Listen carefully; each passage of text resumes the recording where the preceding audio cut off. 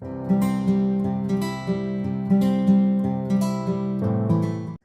à tous, j'ai décidé de changer ma poche avec vous et je voulais vous montrer un petit peu tout ce dont j'ai besoin pour changer ma poche. Donc là, il y a mes réserves. Donc déjà, j'ai besoin de compresses. Donc j'ai 4 paquets par mois. J'ai un appareillage en 2 parties. Donc c'est-à-dire que j'ai un socle et une poche.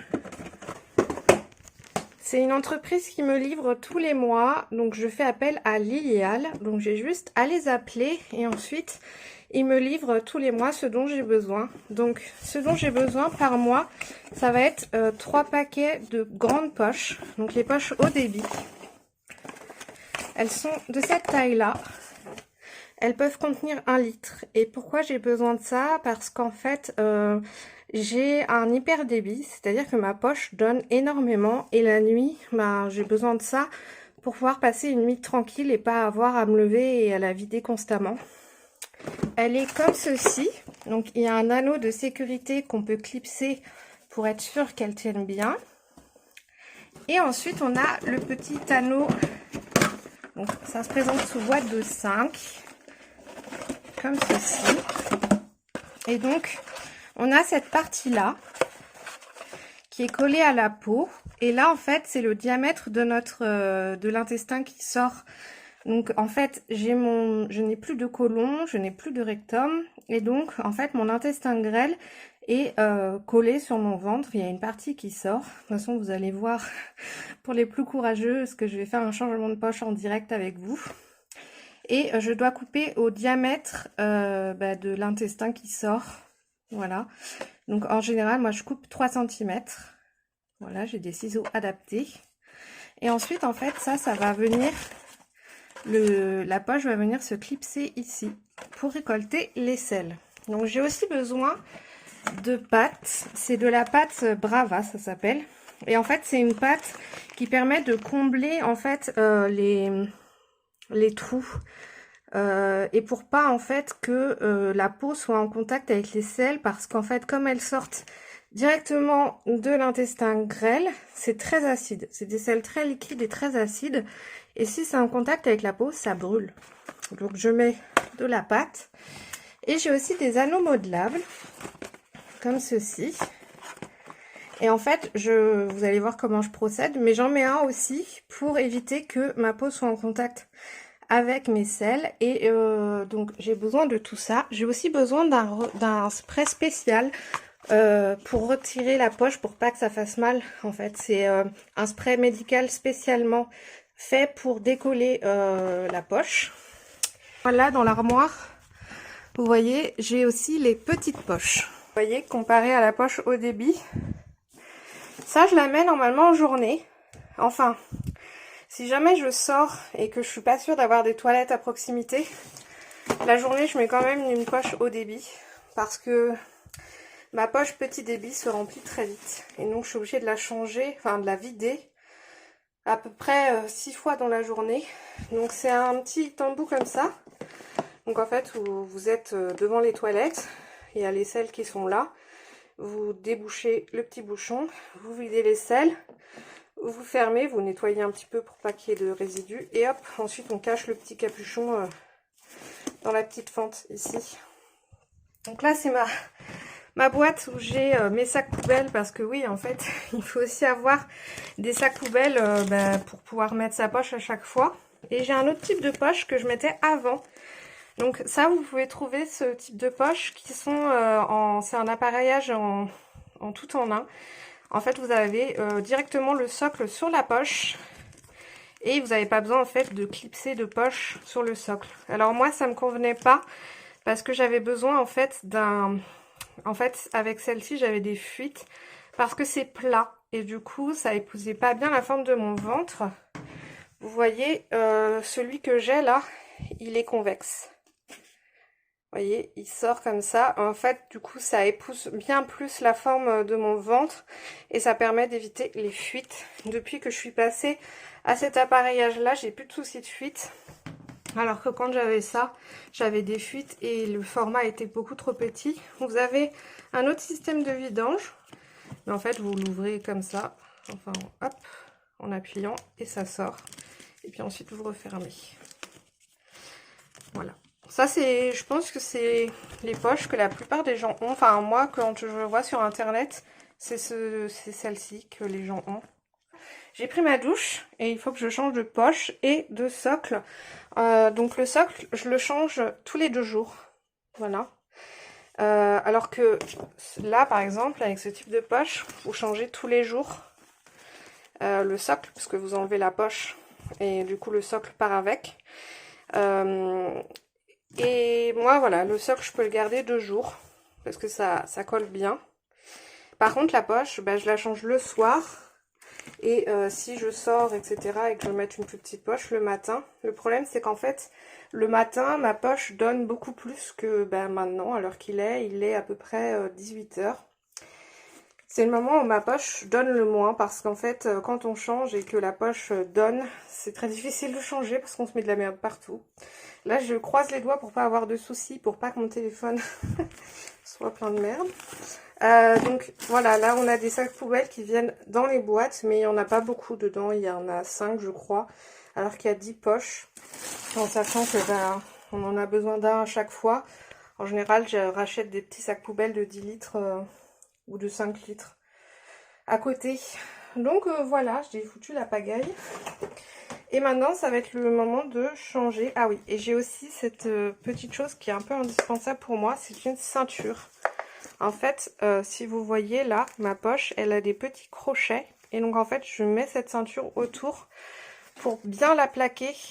Parce qu'en fait, j'ai eu des soucis, j'ai eu une hernie.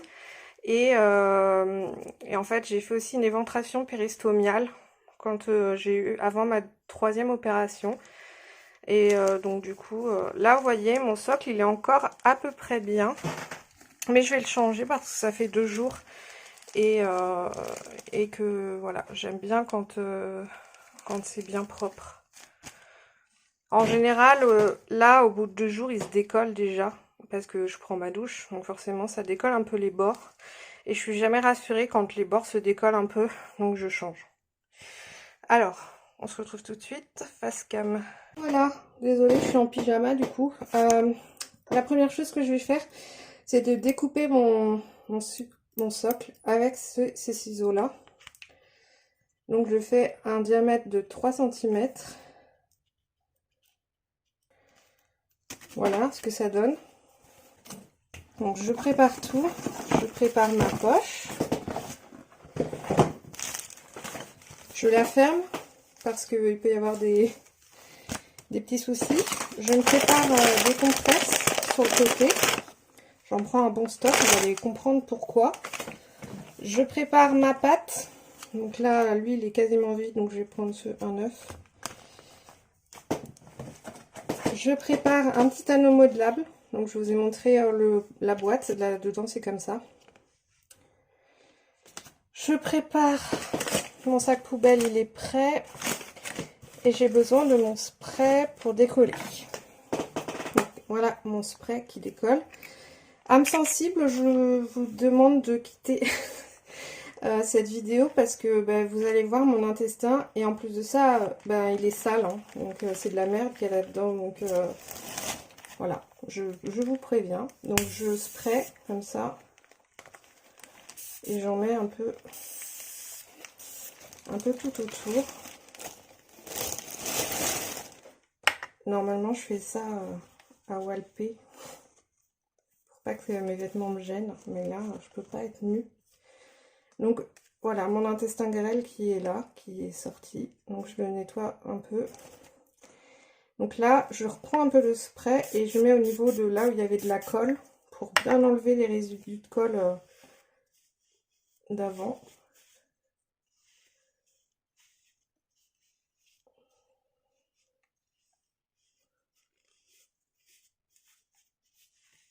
Voilà. Donc là la colle est bien partie. Ensuite, je prends une lingette avec de l'eau. Il n'y a pas besoin d'utiliser de savon. Enfin, vous pouvez, hein, vous pouvez très bien prendre une douche sans poche et savonner votre intestin. Il n'y a pas de problème. C'est insensible, hein, l'intestin, donc ça fait pas mal. Moi, je peux difficilement prendre de douche. Donc là, j'essuie l'eau autour. Il faut que ce soit bien sec. Vous pouvez prendre un sèche-cheveux en position froid. Bon, là, j'avoue que j'ai la flemme. Donc, j'essuie bien. Pour l'instant, je suis trop contente. Ma poche ne donne pas. Mais normalement, là, ça peut couler à n'importe quel moment. Hein, parce que mon intestin, voilà, il est... C'est pour ça qu'il faut bien choisir ses horaires. Et je mets toujours une petite sécurité avant de continuer. Voilà, comme ça. Ça, si ça donne pendant que je prépare ma pâte, ça donne dans la compresse. Donc là, je prends mon tube de pâte. Donc c'est de la pâte qui est très collante et elle sèche quand elle n'est plus en contact avec l'humidité. Donc vous voyez, en fait, moi j'ai une petite déformation ici, donc il faut bien que ce creux il soit comblé, parce que sinon ma poche, ça va pas adhérer. Donc moi ce que je fais, c'est que avant je mettais un anneau ici, mais j'ai trouvé qu'en fait en mettant pas mal de pâte, c'était pas mal. Donc vous voyez, je fais en sorte que tout le tour, c'est mon tube qui a pété, hein, c'est pas mon intestin, que tout le tour soit bien rempli de pâte. Ensuite je prends le socle, j'enlève, hop, et là je colle comme ceci en appuyant bien. Et là, c'est là où il peut y avoir aussi des problèmes, c'est qu'en appuyant sur l'intestin, ben, les selles peuvent sortir. Donc là, je presse bien autour pour que... Donc il y a la pâte hein, qui sort, parce que j'en ai mis bien autour. Mais c'est pour que vraiment ma peau ne soit pas en contact. Si j'ai mal coupé, vous voyez, là en dessous, c'est la peau. Donc il ne faut vraiment pas qu'elle soit en contact avec les selles. Donc j'ajoute un anneau modelable. Donc il est comme ceci. Et donc hop, j'appuie bien. Et si je sens que j'ai un petit trou en dessous, par exemple, bon là je le sens pas forcément, mais je peux rajouter un petit peu de pâte pour combler autour. Voilà. Et là, ma peau, elle est bien protégée. Alors cette pâte, c'est un enfer, il faut bien l'enlever à l'aide d'une compresse. Parce que sinon, ça reste collé sur les doigts, c'est un enfer. Donc vous voyez là, ma poche, elle est bien mise, etc. Il faudra bien que je pense à réappuyer sur le pourtour. Mais là, je vais mettre ma poche pour pas avoir de surprise. Donc je la presse. Vous avez entendu, ça fait un petit clic. Et j'ai en plus de ça une petite sécurité. Hop, voilà. Et là, la poche ne bouge plus. Vous pouvez tirer dessus, ça part pas. Enfin, ça a ses limites tout de même. L'autre jour, je suis allée dans mon lit et en fait, j'ai mis mon genou sur ma poche et j'ai tiré, donc ça s'est tout barré. Donc ça a ses limites. Mais normalement, voilà, ça c'est fait pour, ça tient bien. Le petit bout qui est ici, moi je le coupe parce que sinon, en fait, ça fait que quand je prends ma douche, l'eau, elle... il faut que je me concentre un peu pour pas me couper la peau. Voilà, en fait, si je coupe pas, l'eau, elle se met plus rapidement sous le socle et du coup, je suis obligée de le changer plus rapidement. Donc, vous voyez, j'appuie bien autour.